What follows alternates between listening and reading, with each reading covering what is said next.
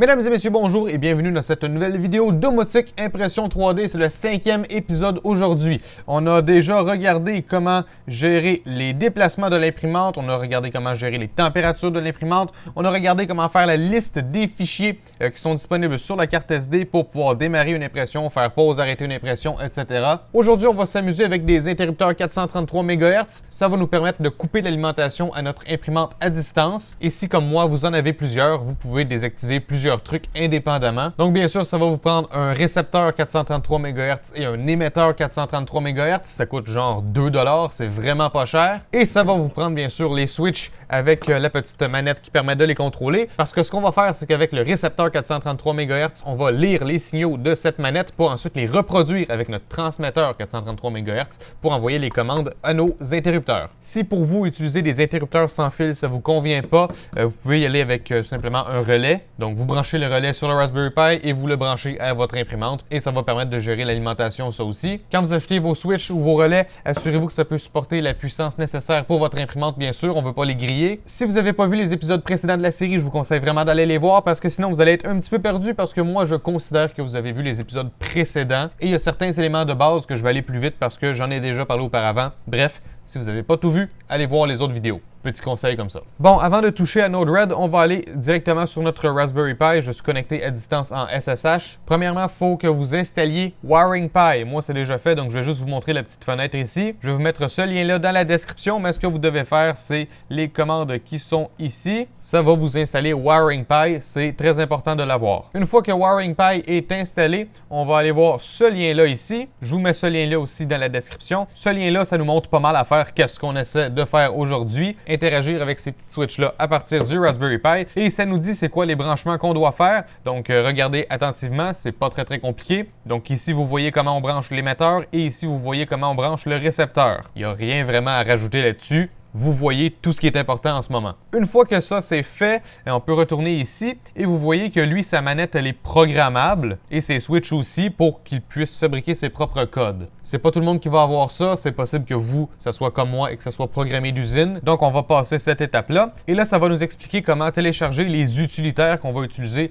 pour lire les codes de la manette et pour envoyer des codes vers nos switches. Donc vous faites ces commandes-là, ça va installer Gitcore. Ensuite, faites cette commande-là, ça va vous télécharger un dossier avec plusieurs fichiers dedans. Une fois que c'est téléchargé, faites cette commande-là, ça va vous naviguer dans le bon dossier et ensuite faites Make All. En faisant Make All, ça va prendre tous les fichiers qui sont à compiler puis ça va s'occuper de tout ça. Vu que c'est pas du Python, c'est du C++, il faut que les fichiers soient compilés. Alors là, on est rendu à l'étape où on doit utiliser le sniffer pour pouvoir décoder les codes de notre manette. On va sniffer les codes de la manette. Donc, je vais me rendre dans le bon dossier. C'était CD433 Utils, puis ensuite c'était dans Raspi Utils.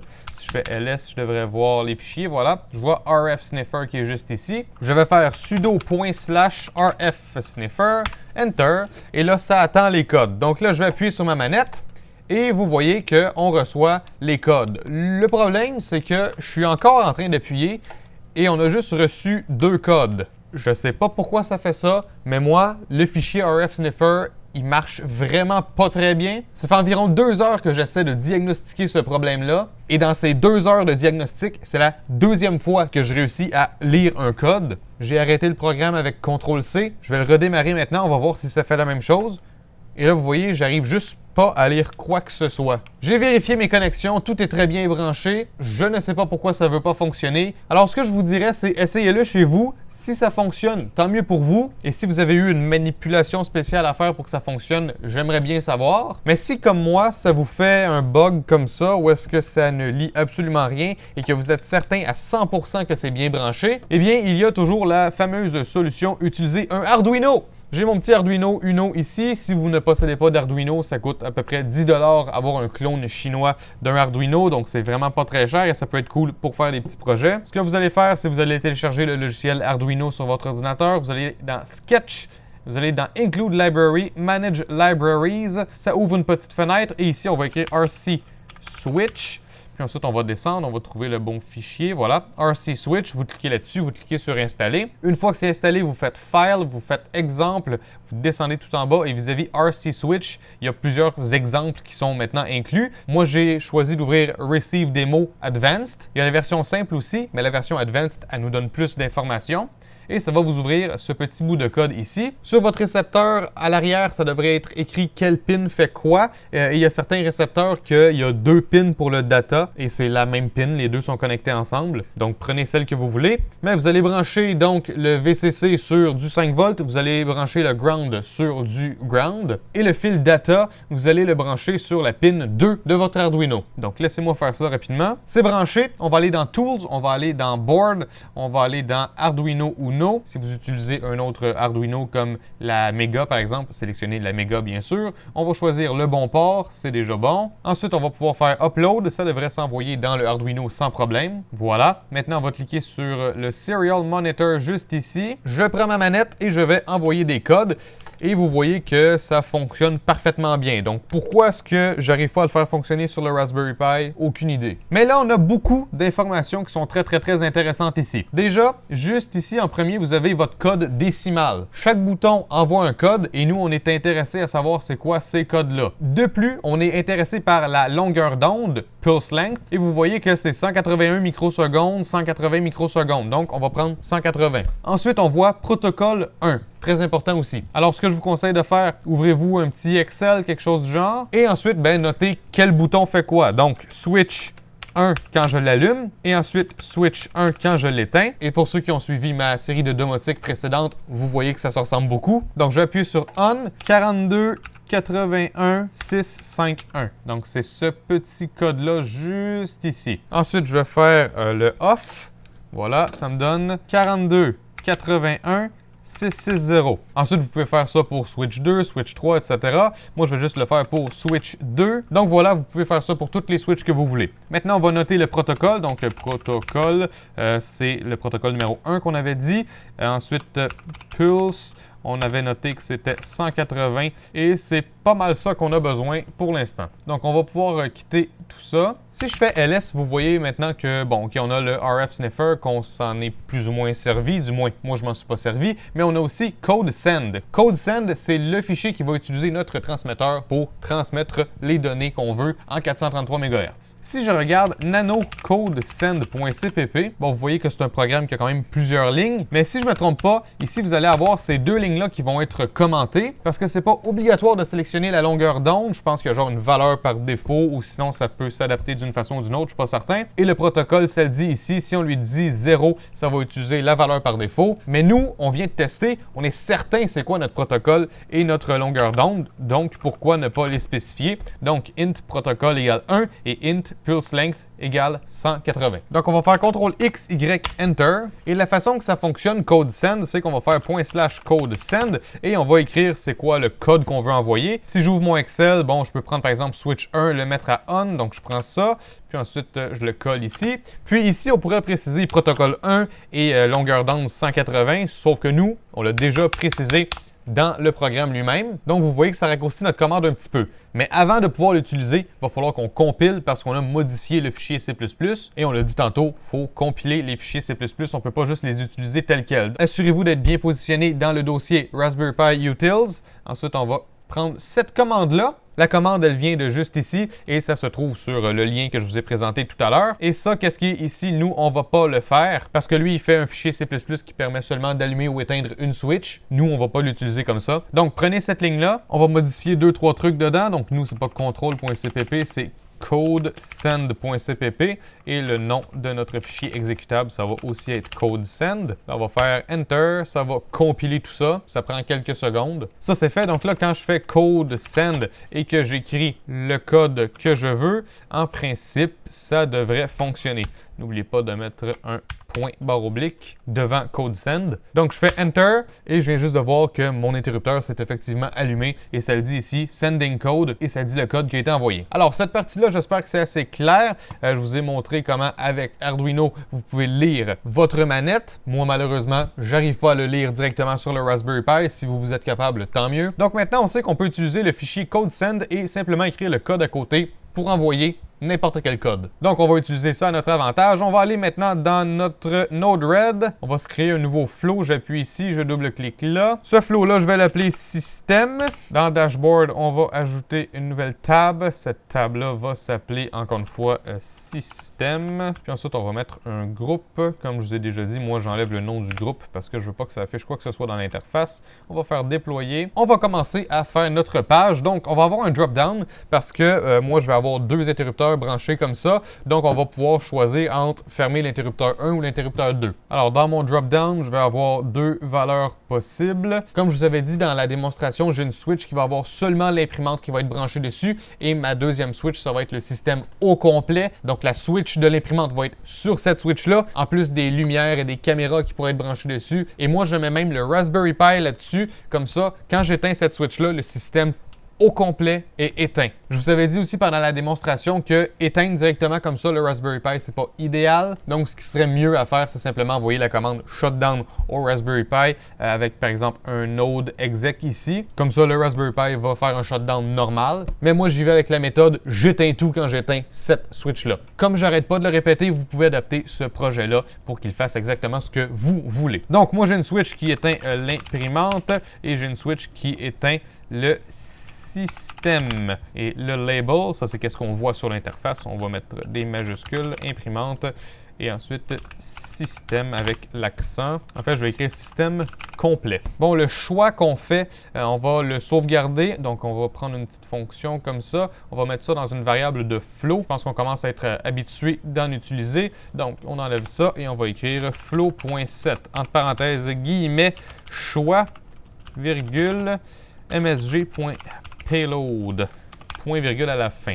Donc, le choix qu'on vient de faire dans notre drop-down, ça va être sauvegardé dans une variable de flow qui s'appelle choix. Notre drop-down, il ne faut pas oublier de le mettre dans système. On va faire done, on va faire déployer, mais je vais juste déployer les nodes qui ont été modifiés. On va aller voir notre interface, on va aller dans système et là, vous voyez sélectionner l'option imprimante ou système complet. Une fois qu'on a choisi imprimante ou système complet, on pourrait juste mettre un bouton qui est éteint, mais moi je veux avoir une petite sécurité. Je ne veux pas éteindre quelque chose accidentellement. Donc je vais mettre un slider. Le slider, on va le mettre dans l'onglet système. On va lui mettre une valeur maximale de 100. On va lui donner des bons de 5. Pas besoin de label pour ça. Le slider, on va le brancher dans un texte. On va prendre ça comme ça. Voilà. La valeur du slider, on veut la garder en mémoire. Donc, on va mettre ça dans une fonction. On clique ici, on fait ça comme ça.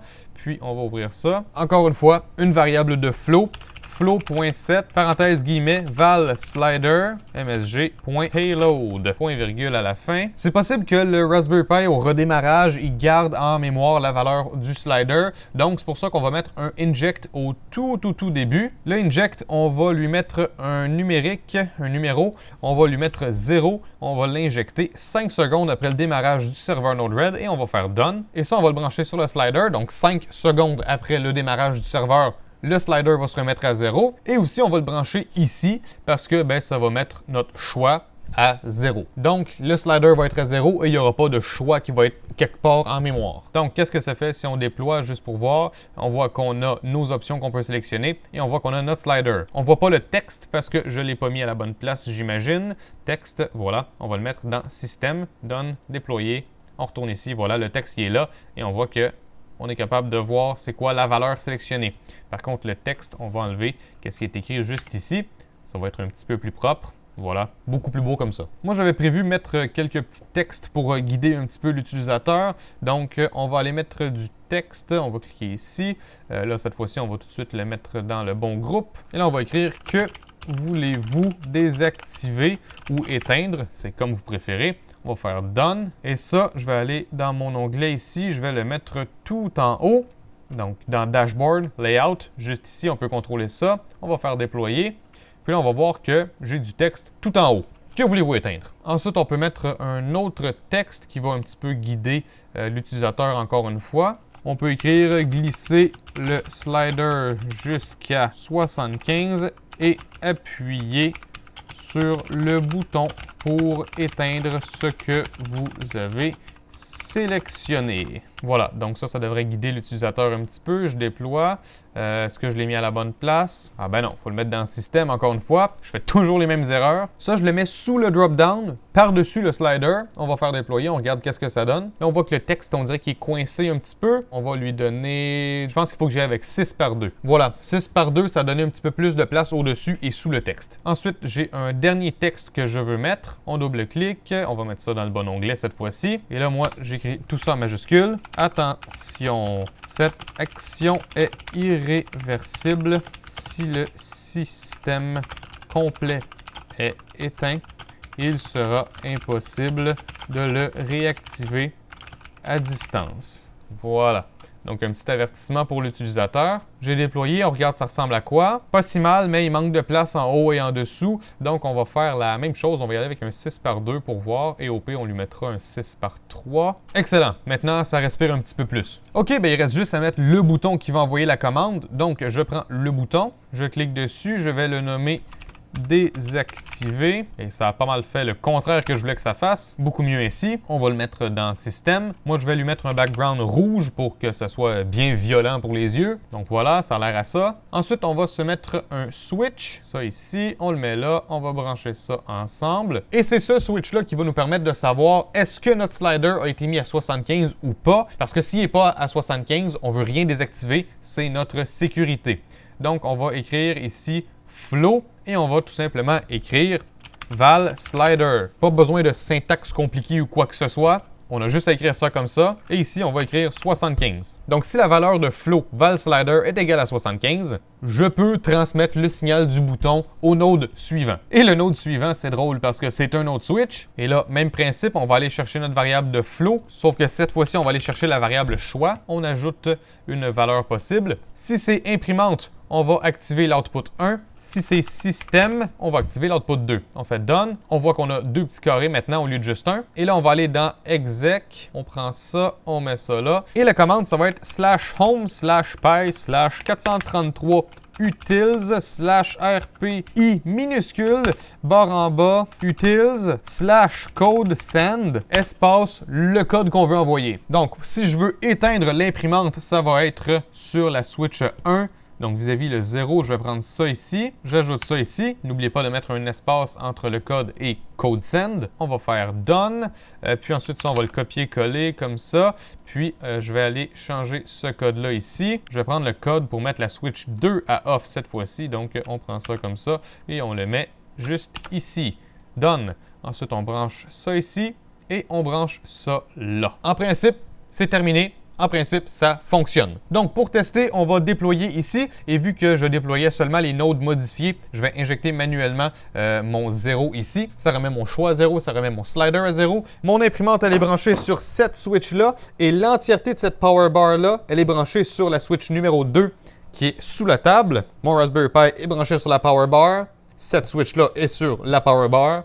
Et ma lumière aussi, elle est sur la power bar. Donc, je vais sur l'interface, je vais aller chercher système. Ça nous dit qu'est-ce qu'on veut désactiver. Donc, on va prendre une option, on va prendre l'imprimante pour commencer. Ensuite, ça dit attention, cette action est irréversible. Si le système complet est éteint, il sera impossible de le réactiver à distance. Il n'y a rien qui vous empêche d'ajouter une option à votre projet pour pouvoir, par exemple, réactiver cette switch-là. Il faudrait juste ajouter un deuxième bouton qui s'appelle activer, puis ensuite, on le branche sur le bon code pour activer la bonne switch. Donc, je vais sélectionner l'imprimante et si je fais désactiver, ben, on voit qu'elle reste activée parce qu'il faut que je mette mon slider sur 75. Voilà, je vais faire désactiver et vous voyez que mon imprimante s'est éteinte. Comme je vous ai dit avec mon interface, moi je ne peux pas la réactiver à distance, donc je vais prendre simplement cette petite manette.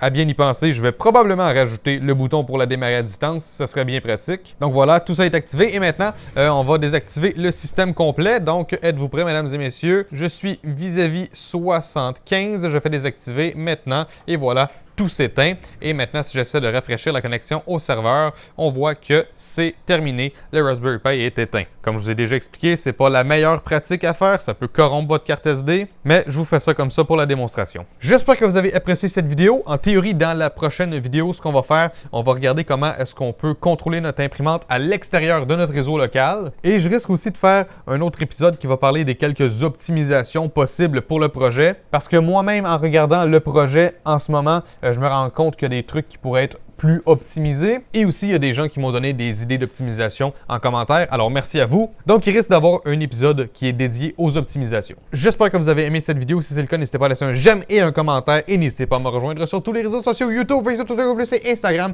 Et moi, je vous revois une prochaine fois dans une autre vidéo. Ciao tout le monde!